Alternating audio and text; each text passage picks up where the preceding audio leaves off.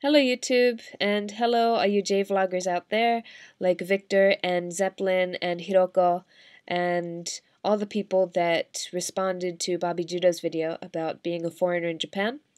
I decided that I should make my own response. First I'm going to make one in English, just a short one, I hope. Then later I want to make a video in Japanese, because I think the Japanese viewers should have a chance to hear our opinions and try to understand our feelings as well. And so here we go, the English.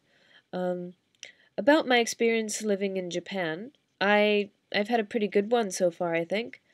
I haven't had any kind of incidents or situations where I feel like I've been directly discriminated against. But of course, there have been some like little things, such as when I was searching for a room. In Tokyo, apparently, it's okay to write no foreigners on the ad. And yeah, that kind of put me off a little bit. But, you know, I figured that if they don't want me in their room, then that's their problem. I mean, I pay the rent on time in full every month, and I hope that maybe one day along the line they'll realize that it's not just foreigners who are the deadbeats, that there are plenty of deadbeats in Japan as well. Especially with the economy the way it is, I feel that there will be a lot more people skipping out on the rent and disappearing. Anyway, another thing, the gaijin seat on the train. I wouldn't call that discrimination. Well, for those of you who don't understand what the gaijin seat is, it's when you're riding on a train that is somewhat crowded and the only open seat is the one next to you. Well, I don't really think of this as discrimination, because it's just like, well, maybe it's a Tokyo thing, because I live in Tokyo, and maybe it's because I'm a foreigner living in Tokyo. I don't know. But there seems to be like just a general lack of interaction between people and me, Japanese people and me. And well, there's just a general lack of human interaction in Tokyo and in Japan. People are more likely to interact with their keitais or their PSPs or their DSs, and I find it really kind of sad and kind of scary, but that's the way it is. And it does make me feel a little bit lonely, because when I was in America, people are always really open and really friendly, and they will talk to you even if you don't know them.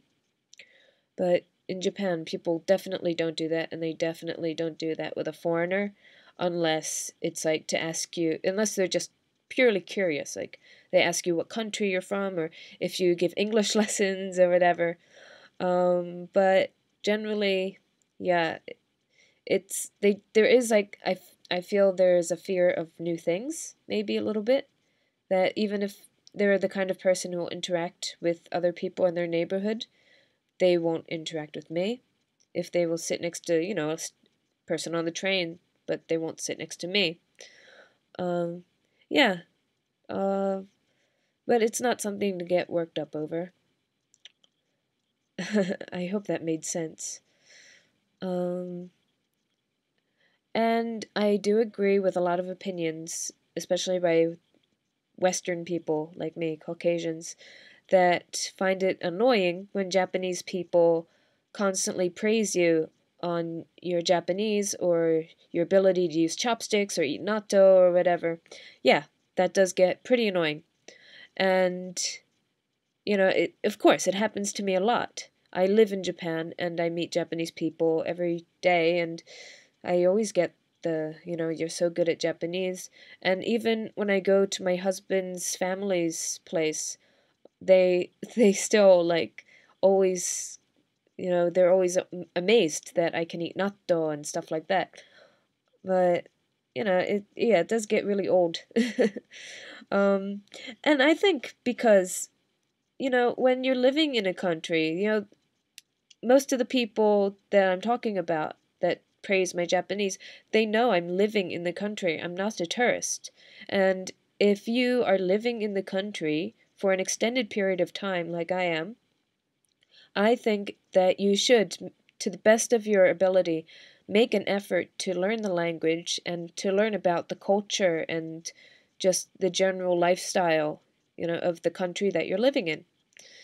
And it's the same if I was in America and I met foreigners that had moved to America, I would expect them to be learning English or to be able to speak some English and to be able to try, American foods and American things and be used to American lifestyle. But in Japan, I've been here for 3 years and I still get asked, oh, why is your Japanese so good? Or like, or the most common question I get is, how is Japanese life? Are you used to life in Japan?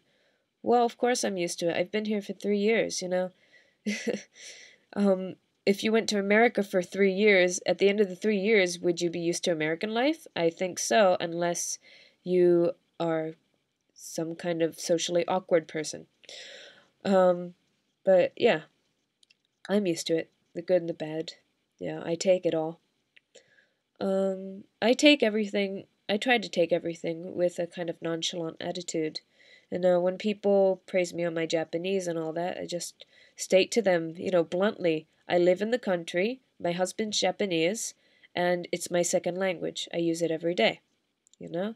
It's not that I'm good or bad at it, it's my language. I feel like it's my language. I use it every day. I need Japanese. um, yeah, it's very nonchalant, just very matter of fact. In a way, though, being the foreigner can be a lot of fun. It's not all bad. It's not, the sore thumb or whatever people like to say, the nail that sticks up must be hammered down. Standing out is a lot of fun sometimes, especially for me. I like enka, so when I go to the karaoke cafe and there's just a group of old people, half of them have probably been through the war. Some of them might have even fought the war and killed some Americans. I walk in, I'm an American girl, I sing some Misora Hibari or whatever song I like, and usually they're all surprised and they all accept me. They talk to me and everything. So that's like my little niche, I guess, that I found. It's a great way to relieve stress as well. And gagaku too. Even though I haven't actually found a place to do gagaku yet in Tokyo. I'm looking for some actually, but some of them cost money. But that's a different topic. But yeah, I I have a niche. I found it, and I do have some fun being a foreigner. And if I wasn't a foreigner, I wouldn't have been able to get my job. It's teaching at a not elementary, kindergarten in teaching English. So yeah, it's worked out for me pretty well, I think. Um, in general, though, about the whole Japanese society and foreigners and all that, I do believe that Japanese society is changing gradually. Younger people have more open minds. They're a little more westernized, I guess you say. But that can mean good things and that can also mean bad things. But yeah, uh, so I think Japan is changing and it also needs to change. A little faster would be nice, but you can't really speed up time. But I like Japan, and I really want to see Japan be successful and not disappear as a country, which, with the way things are going currently, if they don't get better, it could. So I think just in general, Japanese society needs to open its mind a little bit and kind of, you know, think a little bit more outside the box, be a little more international. But, things take time. But anyway, I'm doing my thing and I'm happy with that. So, it's gotten a bit long, hasn't it? Sorry about that. I thought I would make a short video, but I made a long video. Well, see you next time in Japanese then.